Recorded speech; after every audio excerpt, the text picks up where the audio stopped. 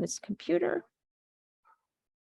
Let me introduce, first of all, this is a new lecture series sponsored by the Friends of the Library, and they're calling it A New Focus on Europe.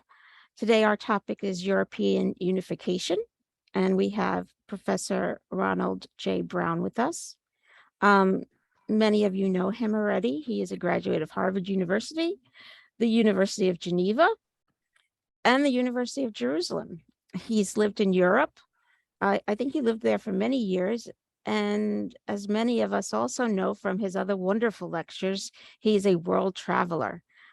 He's currently teaching history at Touro University. And you can begin anytime you're ready, Dr. Brown. Well, okay. Well, thank you very much. And as I said, it is wonderful to be back at the wonderful Hewlett-Woodmere Library.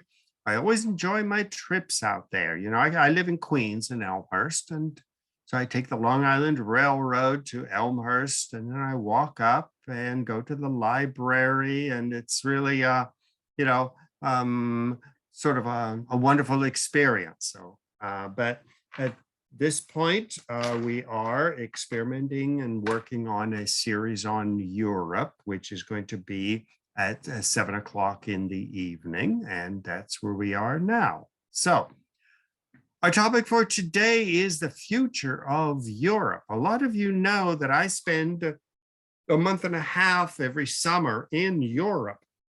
In fact, this past summer, I was there from the middle of July till the end of August, and I was in London, never realizing that I was there for the last days of the Queen and that major events were happening. Well, of course, everybody was concerned about Brexit. When I was in Europe, the dollar was supreme. It was the euro was less than $1. The English pound was equal to $1. Migrants were flooding into Europe. The price of gasoline was skyrocketing. So Europe this past summer was in a major crisis. And I don't know if you watched the news this evening, but the Prime Minister Tusk, she ended up resigning. And the BBC mentioned it was the shortest tenure of an English prime minister in history. She didn't even last a month. So things are happening in Europe. Well, our topic today, Europe, you see the outline on the left. We're going to go back a little bit in history to the idea of Europe. We call that little peninsula sticking off of this giant landmass, which goes from China to Portugal. Why we name that little peninsula Europe, then the rise of nationalism, all these new little countries from Portugal and Poland and Germany and Italy, and the decline of Europe, World War I, World War II, and the Cold War. Then the rebirth of Europe following World War II, the attempt to become unified, and then what's confronting Europe in the 21st century. Now, just a reminder, I'm sure you all know about the chat function, which is on the ribbon on your computers. If you have something you'd like to add as I'm speaking, feel free to type it into the chat function. And when I'm finished, I will go back and I will answer any questions or respond to any comments you have. And then at the very end of my about 1 hour talk, then I will, everyone will be able to unmute themselves and give me any comments that they would like to add. So I'm sure you all know the procedure for Zoom talks, so should work out fine. Well, the idea of Europe, you look at the landmass, the map on the right, you see there's Africa down there. Well, Africa is pretty much a continent, just barely attached to the rest of the world with the Sinai Peninsula. And then, of course, back in the first century, they didn't know about North and South America and Australia, but they did know that there was this big landmass going from Portugal the whole way across through Germany, Russia, down into China, into India, and to the Middle East. Well, it was the great Greek writer and historian Ptolemy who divided this landmass into what he called Europe and Asia, meaning one part of this peninsula sticking out, he named Europe, and the rest of it he called Asia. And of course, to the south was Africa, which they knew about. So he's really the first person who used the word Europe or Europa. And until today, nobody knows how he invented that name, where it came from, or its origin. But from the first century of the Common Era, the Christian era, Europe was identified as a separate entity, even though it was attached to this giant landmass, which we call Eurasia. Well, European culture really began in what we call Greece today. Already the Greek language, so many of our words, even in English, are derived from Greek. In our museums, we continue to admire the Greek statues, the beauty of the human body, both male and female. You go to Washington, D.C., well, it's all Greek architecture. Everybody knows Plato and Aristotle, even though they've never read them. But if you went to a classic high school like I did, I mean, we read Plato and Aristotle in the Greek and in the Latin translations. Everybody knows Greek legends, the Trojan horse. I mean, we know what that means. Helen of Troy, even if we don't know exactly what she was up to, we do know that Troy was an ancient Greek city and Helen was a queen. When we celebrate the Olympics, well, the very first Olympics were in ancient Greece. In politics, words like republic and dictator, democracy are rooted in the history of the Greek republics. And of course, Alexander the Great, who spread Greek philosophy, Greek art, Greek legends, Greek sports and politics, and the language from India the whole way across to Western Europe and even down into Egypt. So the idea of Europe goes back to the ancient Greeks. And of course, the Romans took over. And any educated person in the Roman Empire knew Greek. They could read Greek. They knew the Greek philosophers. They brought Greek statues and artwork from Greece to Italy. So Rome spread Greek teaching the whole way from Britain and Portugal, the whole way down into North Africa and into Syria and even into the Persian Empire. So it was Greece and Rome that created a common culture. In ancient times, an educated person in the Mediterranean knew Greek. Under the Roman Empire, you could speak Celtic, you could speak an ancient Egyptian language, you could speak Turkish or Hebrew or whatever, but your cultural language was Latin. And so Latin became the universal language of Europe. Universities taught in Latin, literature was written in Latin. The Romans spread Greek and Roman ideas of the republic, of empire. Even the word Senate is a word derived from the Roman Empire. statues, mosaics, democracy, Seneca, Cicero, Virgil. These are part of that culture which united Europe from Portugal to Russia and from Scotland to Greece. Even kings, the Emperor of Austria and Germany were the Kaisers. Where does the word Kaiser come from? It comes from Caesar. The Russians called their kings czars. Once again, Caesar of the Roman Empire. Washington is filled with Greek and Roman temples. The bottom on the left, you see George Washington in a toga. And in the upper right, you see Donald Trump in a Roman toga.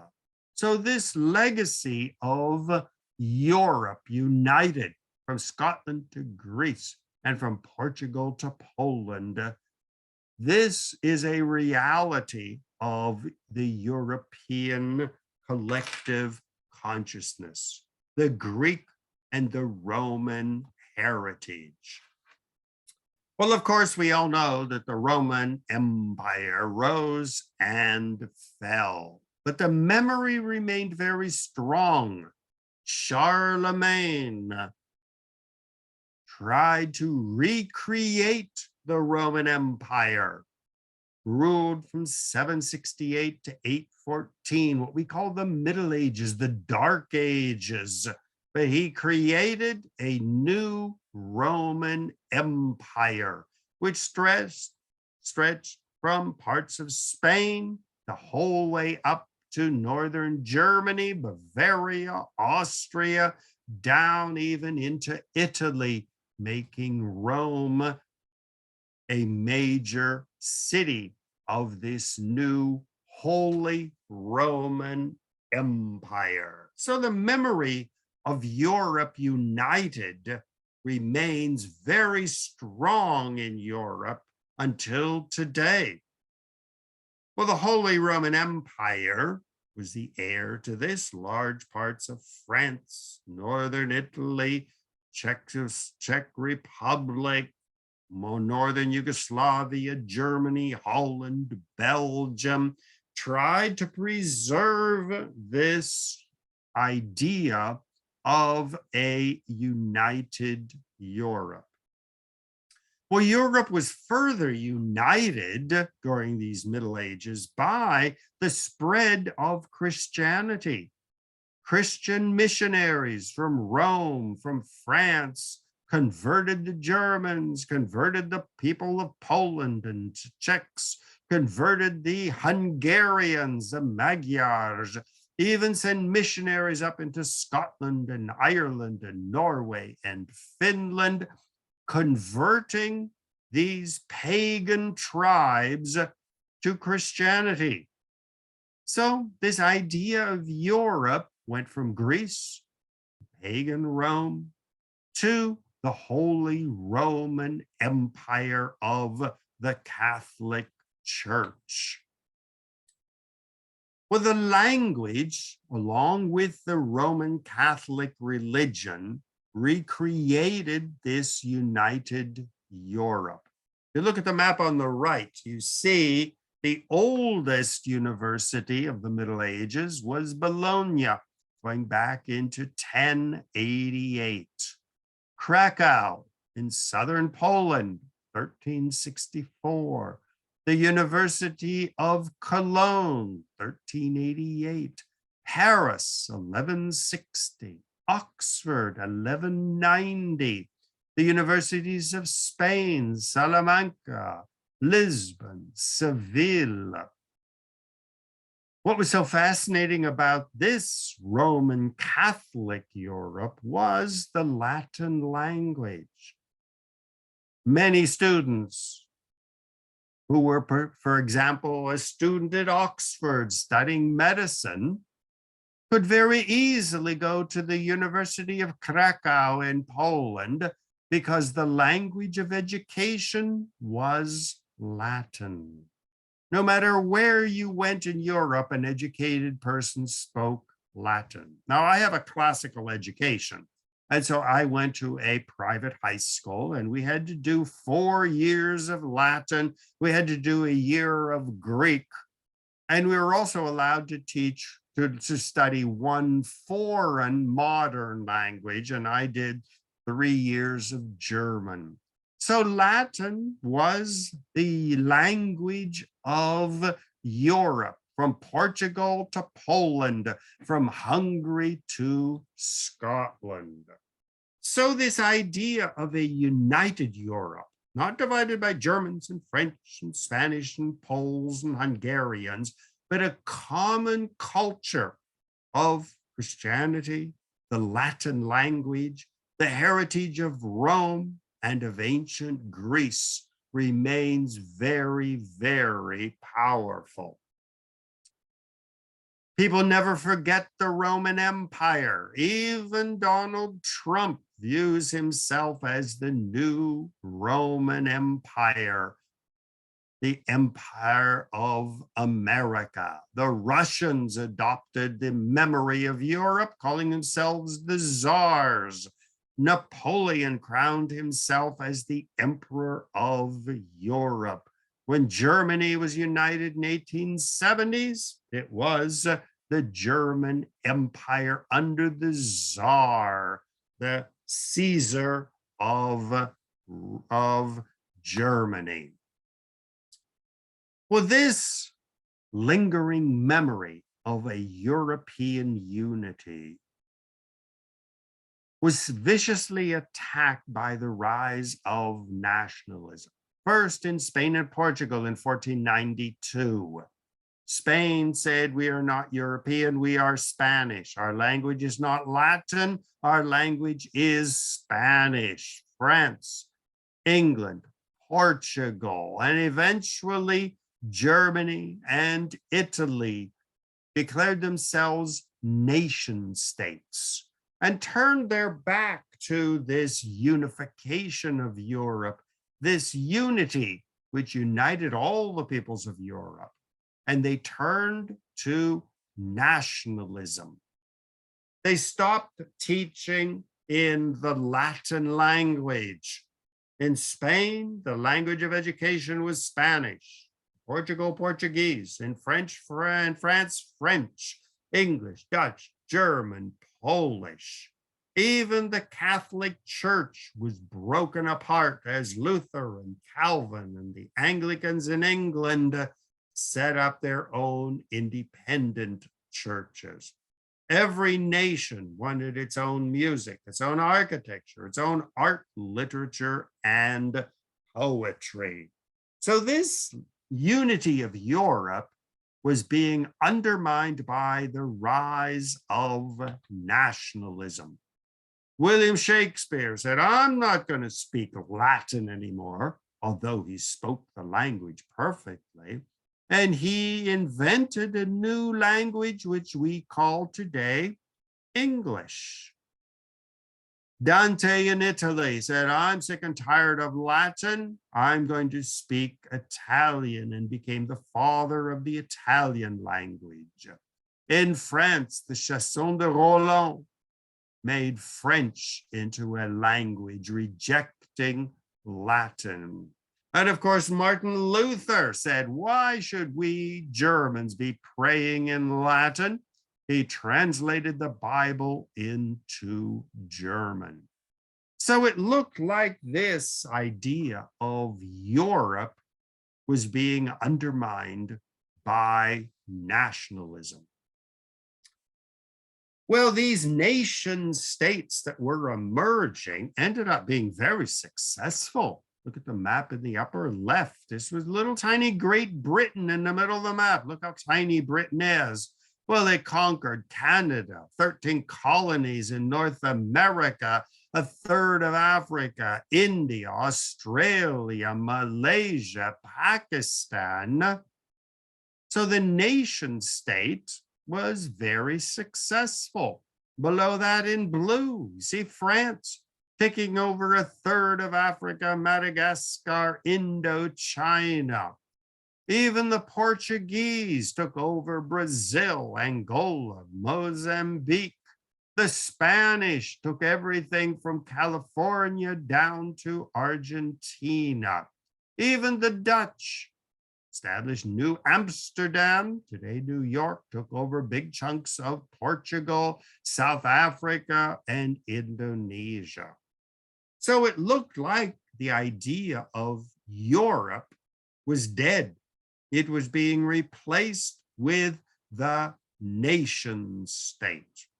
Well, of course, Paris became the most beautiful city in the world, and culture, everything in French. And they said, we're not Europeans, we're French. And Paris Paris is the most beautiful city in the world. We no longer look to Rome and Greece. Same thing in Germany, with the unification of Germany. We're Germans, we're not Europeans. We're not looking to Greece and Rome. We are 100% an independent culture. Even Amsterdam said, our language, Dutch, is the new language. We don't study Latin and Greek anymore. We have our own unique national history. In France, Louis XIV, Louis XIV, in the upper left, declared himself the reflection of the sun on Europe, built Versailles, the kings of Spain, of Portugal, of Belgium, of Holland, rejected a common European identity. Even Queen Victoria was declared Empress Victoria. Once again, no longer part of Europe, but completely separate. The Industrial Revolution made these countries great. Britain became an economic powerhouse. Germany industrialized and completely forgot that they were part of Europe after all. National cultures, every country wanted its Johann Sebastian Bach. They wanted their painters. They wanted their scientific research, their national literature. They wanted to transform Paris into a purely French city. So it looked like the notion of Europe was dead. Well, it continued to die during World War I, where Germany and France and Austrian Empire and Russia and the British Empire literally massacred millions of people, once again, completely forgetting that they were part of a world which was called Europe. Europe began to decline. The United States emerged as the greatest economic, military power. American culture was sweeping the world, the roaring 20s. Everybody wanted to dance like an American. And so many people started saying, Europe is the past. Europe is dead. It is the United States, possibly China in the future, who are going to be the powers of the future. Well, after World War I, Europe was shattered even more. The Austrian Empire disappeared, and you had little Austria, little Hungary, Czechoslovakia, Poland appeared on the map, Romania, Bulgaria, and all looked like Europe was definitely on a decline. In Russia, there was the Communist Revolution of 1917. So after World War I, Britain was still a power, but not a major power. France was a major power, but yet not that important. It was the United States under Theodore Roosevelt who said, Europe is dead. This is the age of America. Well, Europe further declined during the Second World War when Germany, Italy, and Japan tried to achieve world power. Well, millions of Europeans were killed. Germans invaded France and Eastern Europe, and then towards the end of the war, the Soviet Union invaded Eastern Europe, killing millions of people as they marched across Europe.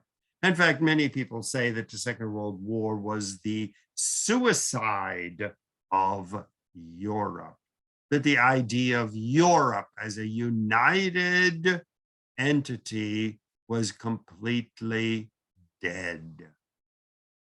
During World War II, we had, of course, the Holocaust. 6 million Jews were massacred the whole way across Europe. Germans were expelled from Eastern Europe. A third of Germany was completely cleaned out of Europe, and their lands handed over to Poles, to Czechs, to Hungarians, and to Russians. So when the rest of the world looked at Europe, they saw there was nothing to admire. Europe was destroyed by nationalistic wars, destroyed by fascism in Italy, fascism in Germany. Europe was dead. Well, following World War II, the situation didn't really improve very much. Wilson and Stalin and FDR ended up dividing Europe. Russia, Soviet Union took half, and the United States took half. So the United States was booming. That was the baby boom generation. It was what is called the American century. Forget Europe. It is now a colony of America or a colony of the Soviet Union. Even the European empires in Asia and Africa started kicking out the Europeans. During the 1960s, Africa became independent. 47, India, Pakistan, Burma kicked out the British, became independent. The Philippines kicked out the United States in 46 and became independent. And so it looked like Europe was on its deathbed. The United States stationed troops all over Western Europe, Norway, West Germany, Italy, France, Spain, the United Kingdom, covered with American military bases. The Soviet Union, troops in East Germany, Czechoslovakia, Poland, Hungary, Romania, Bulgaria. Europe was literally on its deathbed.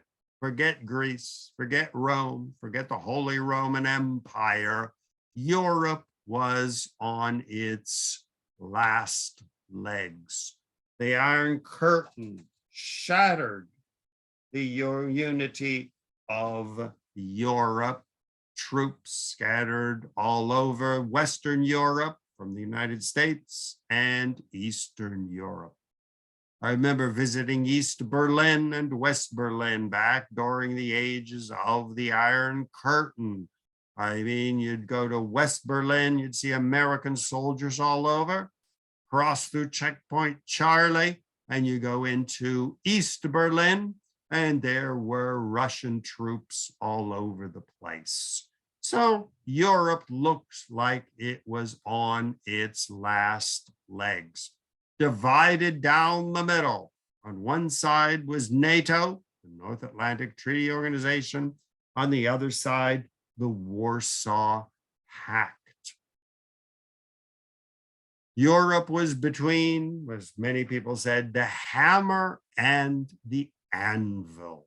Europe was, on one half, a puppet of the Western countries, the United States, France, and Britain, and on the other side, a colony of the Soviet Union.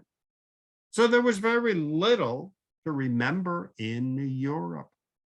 Many people said Europe is dead as a civilization, and even worse, Europe committed suicide. Well, the Europeans didn't quite agree that they had committed suicide. Immediately following World War II, in 1951, the countries of Netherlands, Belgium, France, West Germany, Luxembourg, and Italy decided that they were going to reconstruct in a modern way the Roman Empire, the empire of Charlemagne, when Europe was a united reality. Well, they had to begin small. So in 1951, it was the European Coal and Steel Community. Their argument was, if a country doesn't have coal for energy and steel to build tanks and airplanes and railroads, then they won't be able to wage war.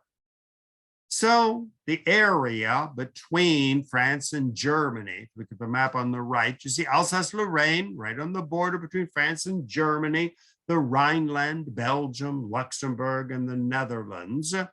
They agreed to link their coal and steel industries so that it would be impossible in the future for Germany and France to wage a new war. Here again, beginning small, but the idea once again to recreate a united Europe. In 1952, the European Economic Community gradually began to expand. Spain and Portugal joined.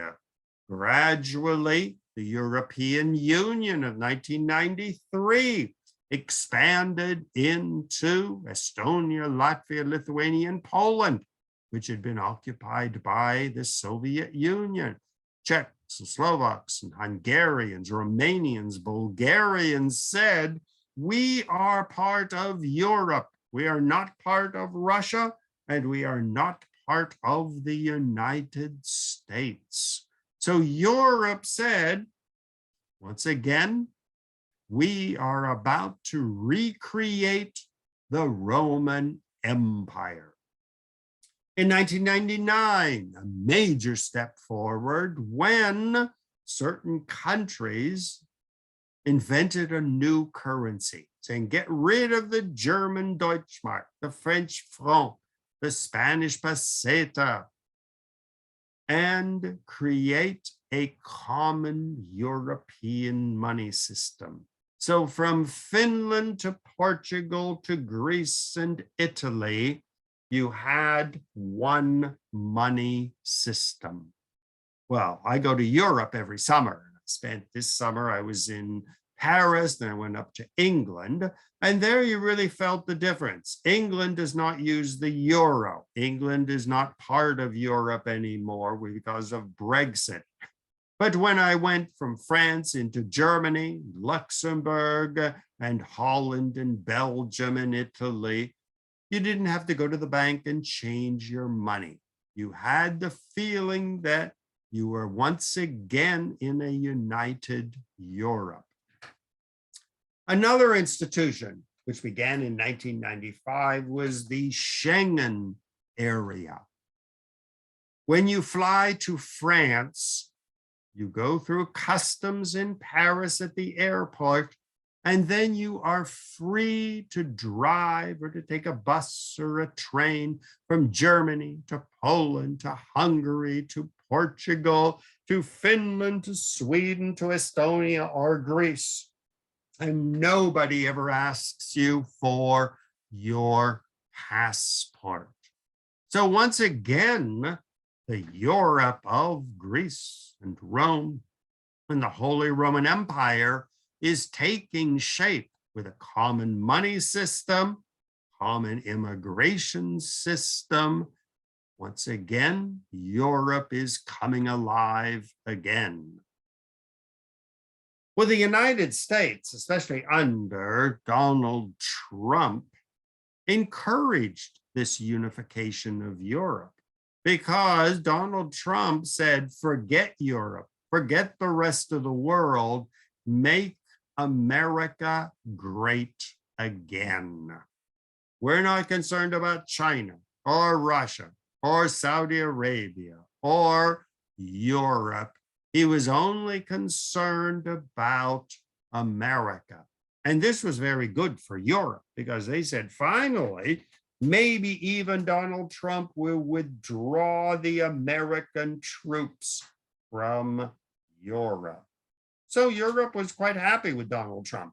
They considered him sort of a crazy person, but yet with his attempt to make America great again and forget about the rest of the world, this worked very good for most Europeans. So now we're to the point where Europe is moving into the 21st century. They're getting united. They have a common currency. They have the Schengen immigration rules. Young people who live in Paris can jump on a bus or hitchhike and go to Germany and get a job, and they don't have to worry about papers or passports or visas or anything else. You can go to the bank in Paris and get your euros, and they're good all over most of the countries of Europe. So Europe is emerging once again, getting rid of the Soviet Union, getting rid of the United States, and it is about to become a major world power. The collapse of the Soviet Union allowed Europe to expand into Eastern Europe. Well, this has been the dream of Europeans ever since World War II. Arthur C. Clarke's famous sci-fi book on July 20th, 2019, envisaged a united, powerful Europe. Books talking about the 21st century always feature Europe as a major world power, along with China, the United States, and possibly India, Brazil.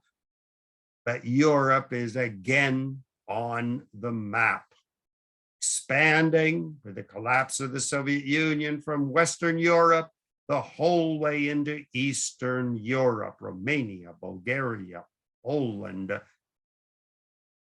As we enter the 21st century, Europe is on a roll. It is expanding. The Eurozone, now up to Finland and Estonia, Latvia, and Lithuania, and Eastern Europe. Schengen area expanding to Romania and Bulgaria. Britain, of course, remains out of the Schengen area. Europe is sort of perplexed. It wants in a way to be part of Europe, but it doesn't want. That's the whole question of Brexit, where Europe for a while said, yes, we will be part of Europe. But then with Brexit, they decided, no, we don't want to be part of Europe. We want to be separate. But yet, continental Europe is busily recreating the Roman Empire. In fact, Europe even aims to include the Ukraine, which you see in the middle of the map in green, and over on the right and bottom right corner, you see the green area. These are the Republic of Georgia, Armenia. Europe is expanding. Well, of course, the Russians are not too happy with Europe expanding and taking over the Ukraine. And as you know, when you read the newspapers today, Russia is saying, no way will Europe take over the Ukraine. And that's why they invaded, to stop the expansion of Europe into what it considers the Russian sphere of influence. Well, Joseph Biden supports very strongly the expansion of Europe. In fact, the war in Ukraine today is largely the result of Joseph Biden's insistence that Ukraine, as you see on the map on the right with the X, and the Republic of Georgia, another X on the right, Biden insisted that these two areas become part of Europe, not part of Russia. And so Joseph Biden has a very aggressive foreign policy. Take over the Ukraine, take over the Republic of Georgia, and expand Europe even further. Joseph Biden is very popular in Europe. He supports European unification, saying that it's good to have a strong, powerful Europe to stand up to Russia and China. So when the Russians went into the Ukraine, they aimed at the dark blue areas. These are areas which, according to the estimate, are between 70 and 30% Russian speaking. These were the areas that Putin was insistent on liberating and bringing all of these millions of Russians back into the Russian Empire.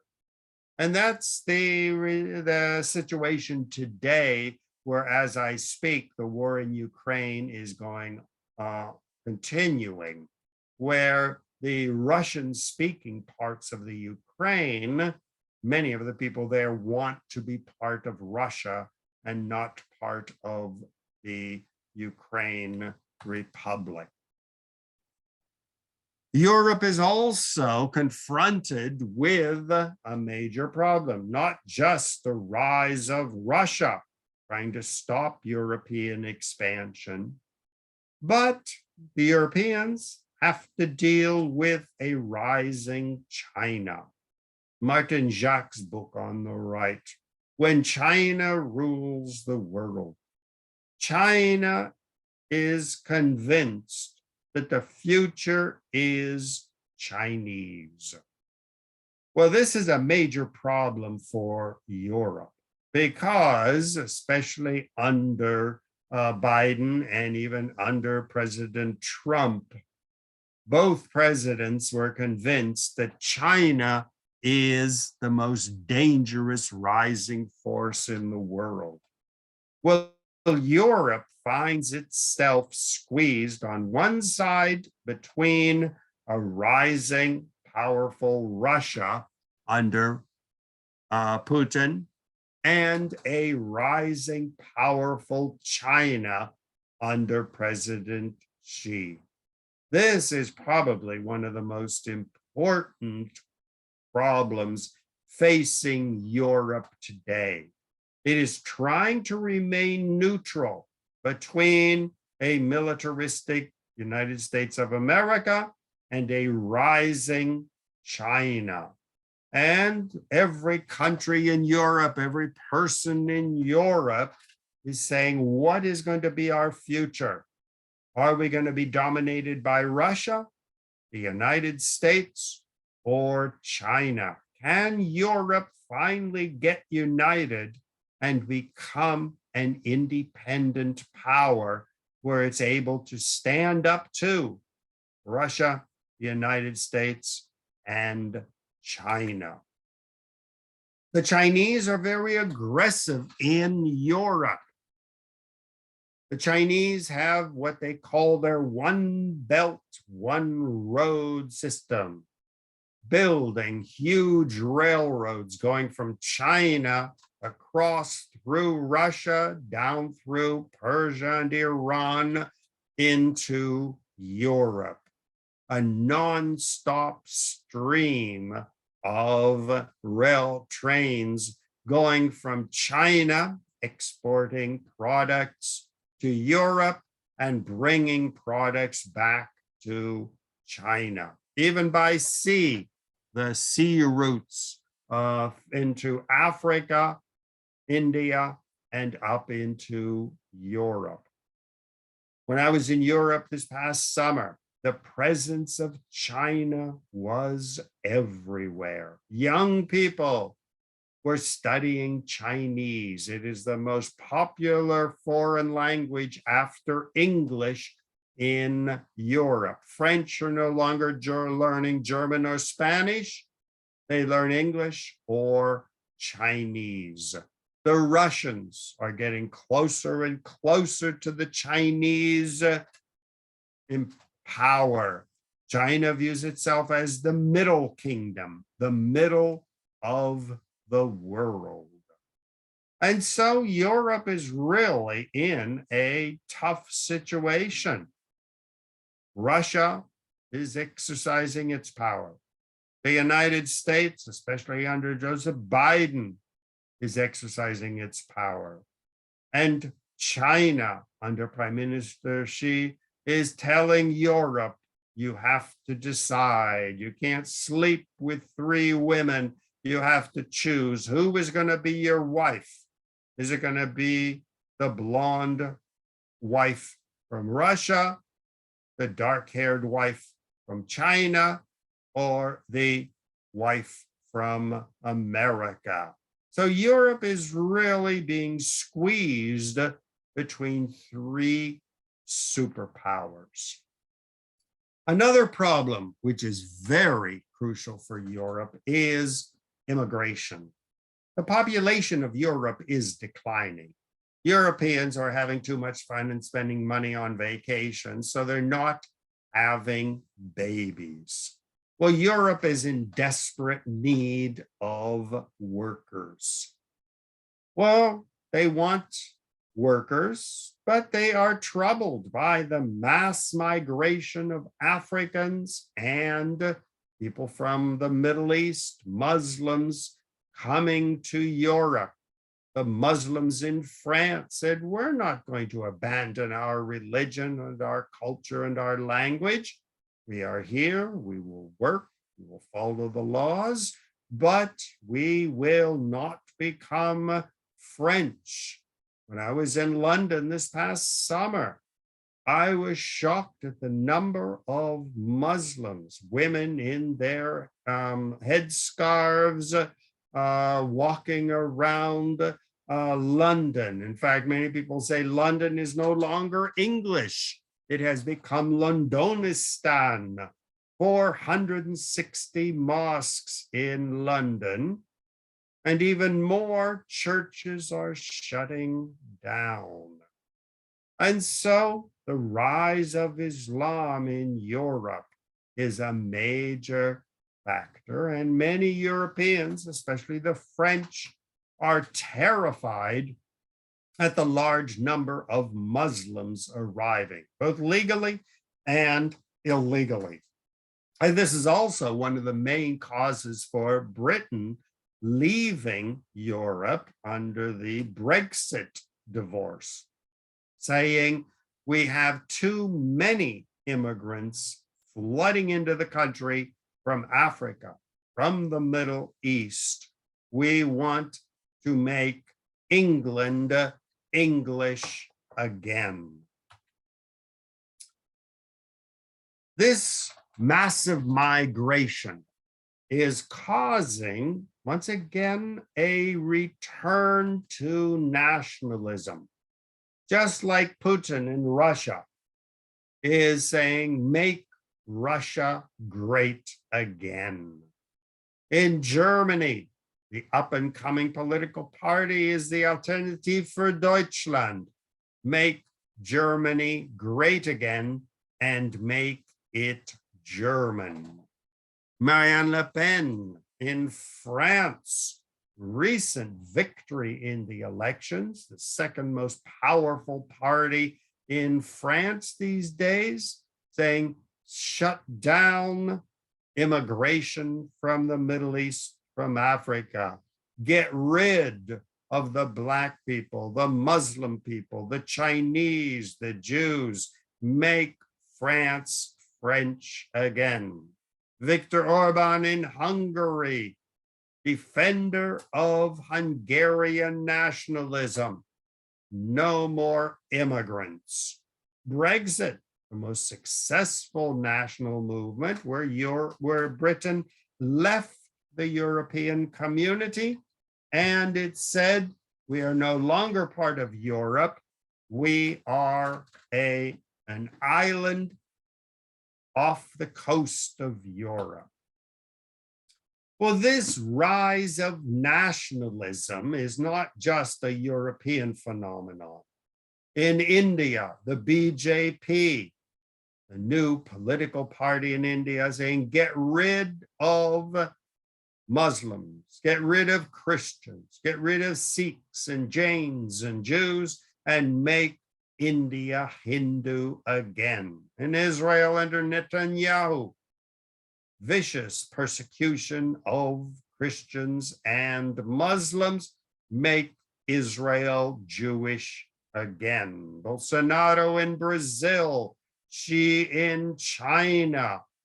Once again, a reaction against globalism, against gays, against feminists, against minorities, and a return to nationalism. So this is the major challenge to Europe today. Samuel P. Huntington, my old professor at Harvard, wrote this book, The Clash of Civilizations, where he said and argues that Europe should return to its identity of the ancient Roman Empire. It should return to its Greek and Roman architecture, its Greek and Roman democracy, its culture, its Christian roots. Stop immigration from North Africa and the Middle East. Stop the movement towards globalism. Calling for the United States, the same thing. Stop Muslim and Asian and African and Jewish immigration. And as Donald Trump said, I want a Queens, New York, where I can walk down the street at Christmas and wish everybody a Merry Christmas and not have to worry about Kwanzaa or Hanukkah or any other non-Christian holiday. So Samuel P. Huntington, who was in many ways the inspiration for Donald Trump, believes firmly in a clash of civilizations, that Muslims and Jews and non-Christians should not be in America and should not be in Europe. Europe should rediscover its identity as a Christian, white, European empire. Well, that's the situation we're in today. In spite of what Samuel P. Huntington is saying, well, millions of migrants are flooding into Europe every day. Clashes between Christians and Muslims in places like France. Hindus building temples, Buddhists flooding in, Jews from Russia and Eastern Europe moving into Europe. This is a major challenge to Europe. Is it going to return to its tribal nationalistic ideas? Or can Europe create a new Europe which welcomes the diversity of the peoples who are there and welcomes new people coming into Europe. What is going to be the future of Europe? Is it going to be French and German and Spanish nationalism and racism? Or is it going to be a Europe which is open to people from all over the world? This is one of the challenges facing Europe today. Another challenge facing Europe is economic globalization. As we have seen very much in the news today, Europe is totally dependent on outside sources for its energy, whether it is gas and oil from Russia, or from the Middle East, or from the United States. Whatever you say, Europe is part of a global economy. Its cars are built in Mexico and China. Its food is imported from all over the world. Workers arrive from all over the world. And so Europe is part of an economic global system. And this can be a challenge or it can be an opportunity.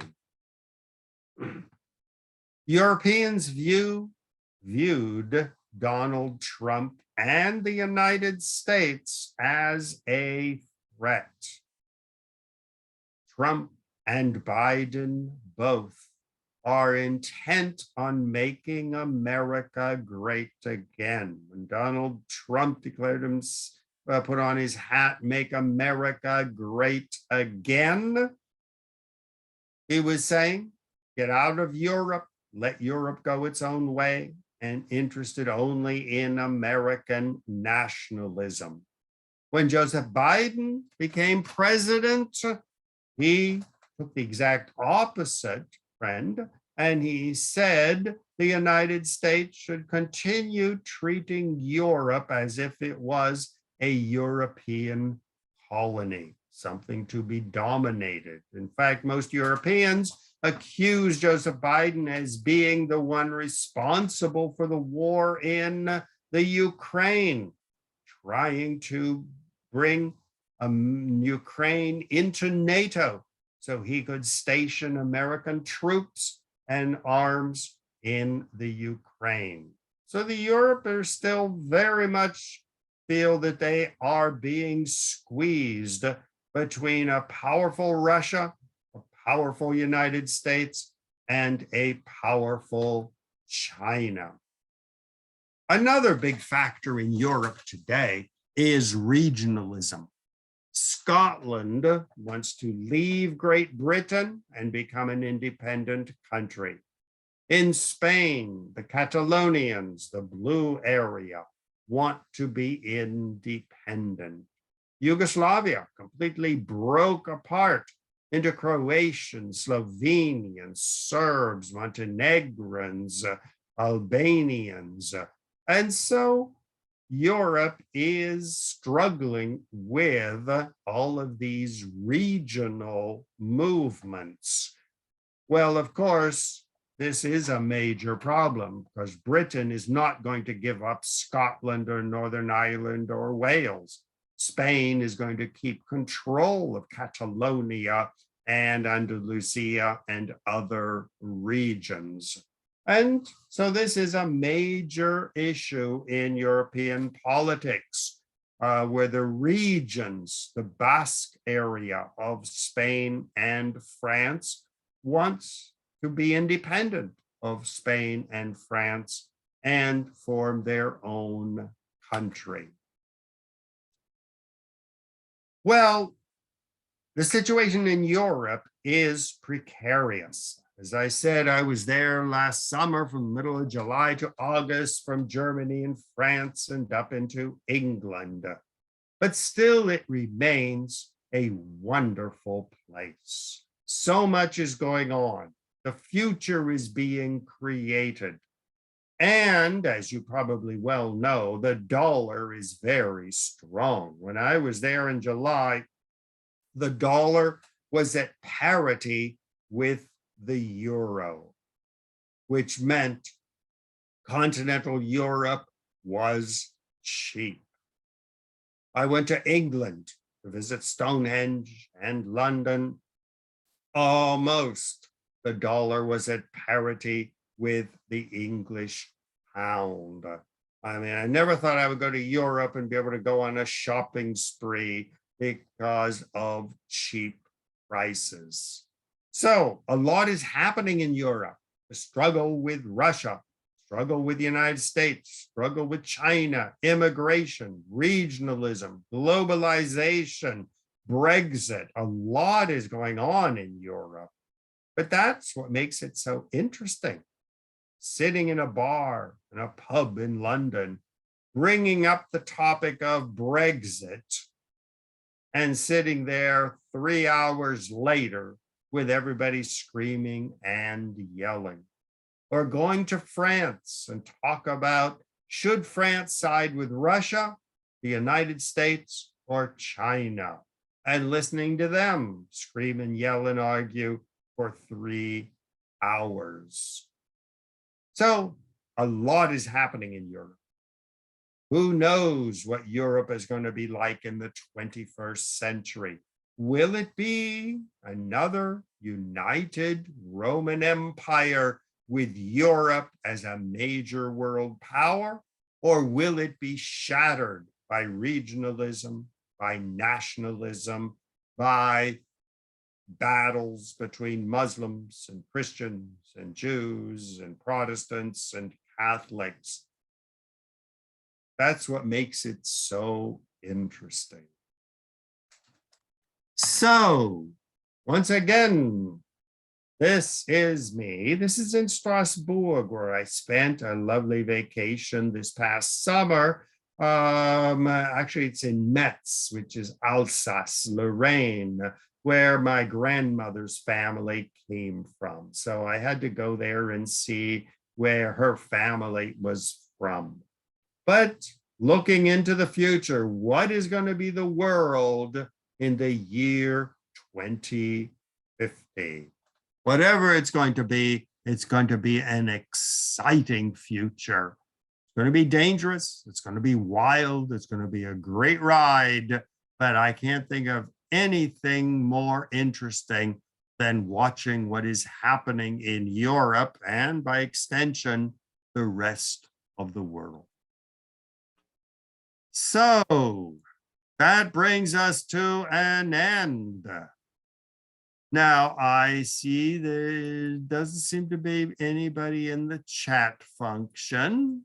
No, but I have a comment. Yes, All right. Ron, thank you so very, very much for doing this. I think that this was unbelievable in the way it was presented. I hope to live to see the world in 2050. I doubt it very much, but it looks like the most interesting.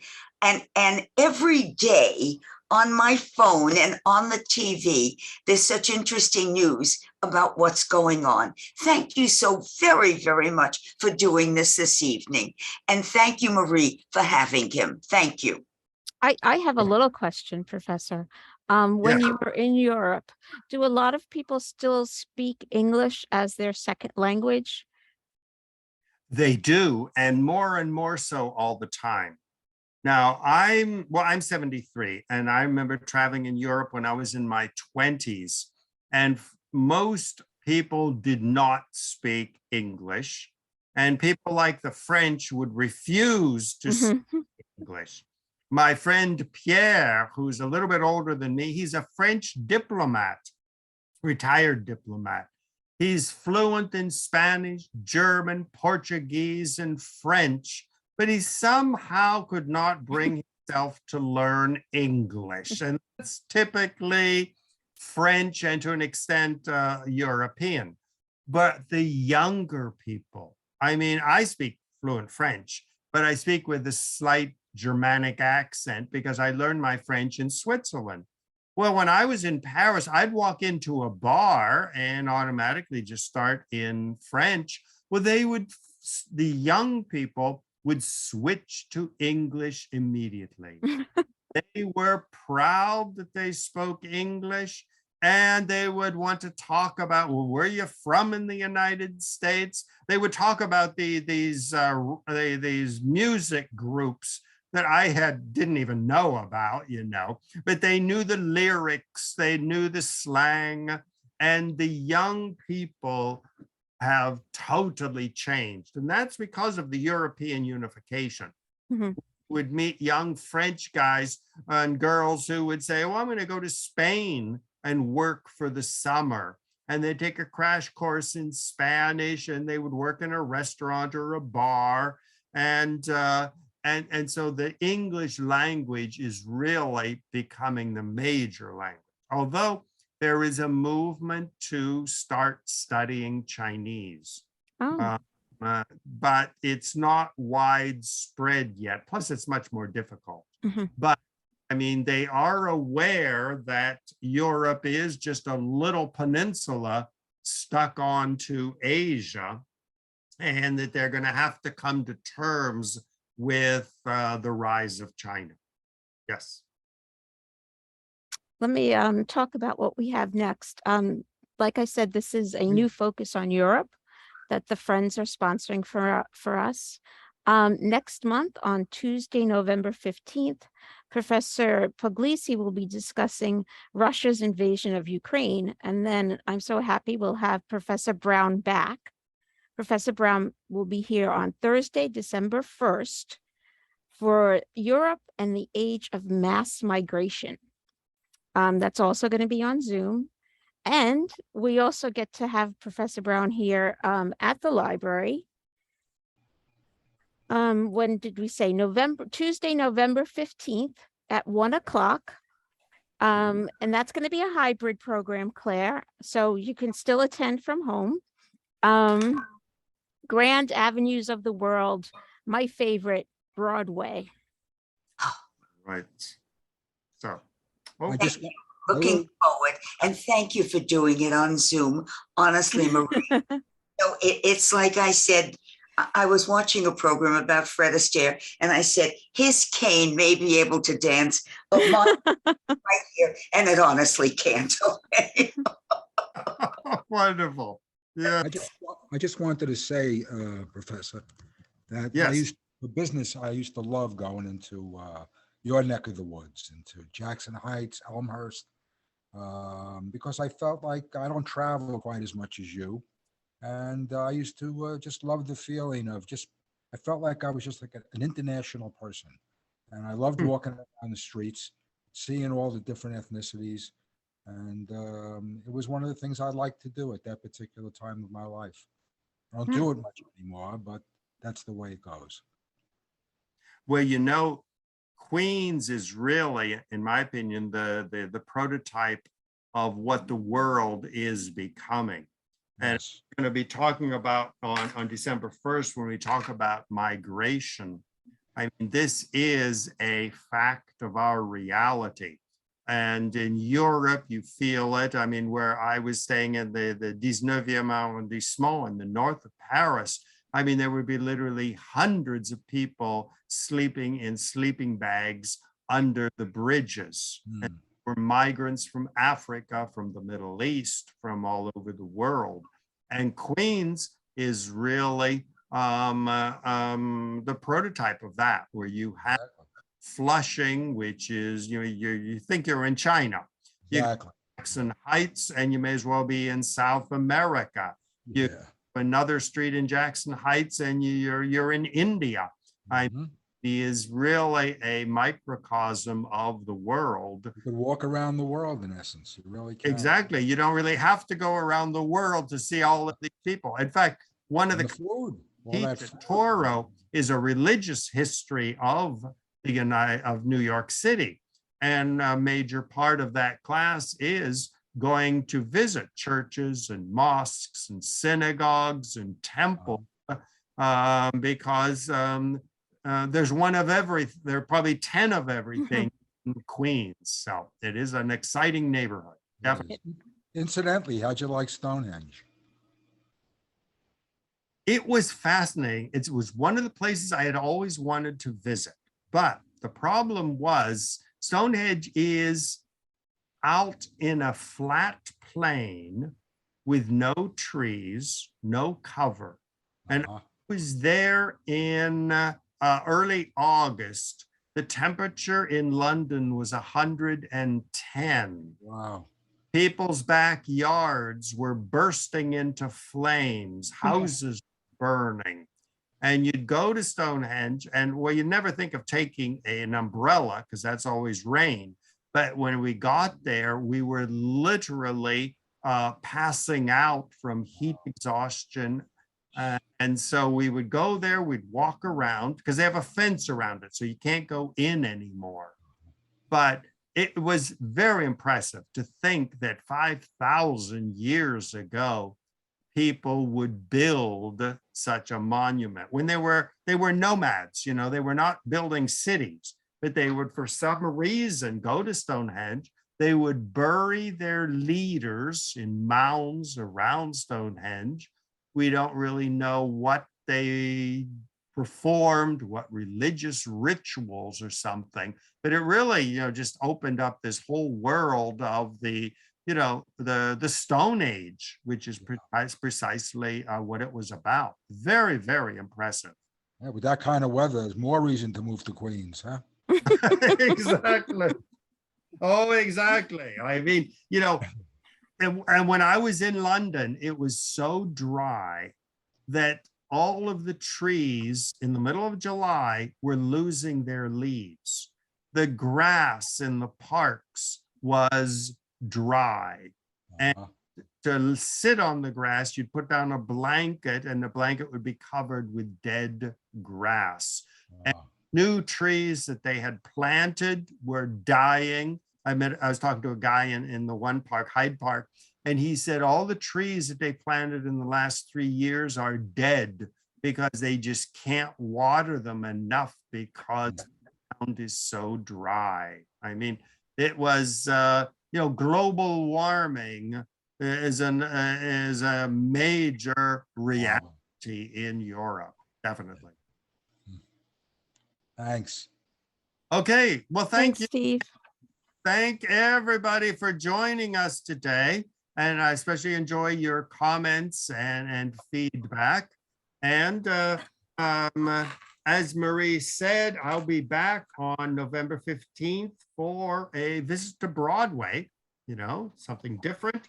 And then we will continue this European series on December 1st at 7 on the migration experience. So make sure you check the calendar for the library, and you'll see my talks and other talks, which are all very very exciting. So Thank you. Thank you very much for joining us today, and thank you, Marie, for a job very well done. And I will see you in November. Great. Looking forward to it. Okay. Looking forward to it. Okay. Bye-bye, everybody. Bye-bye. Thank you.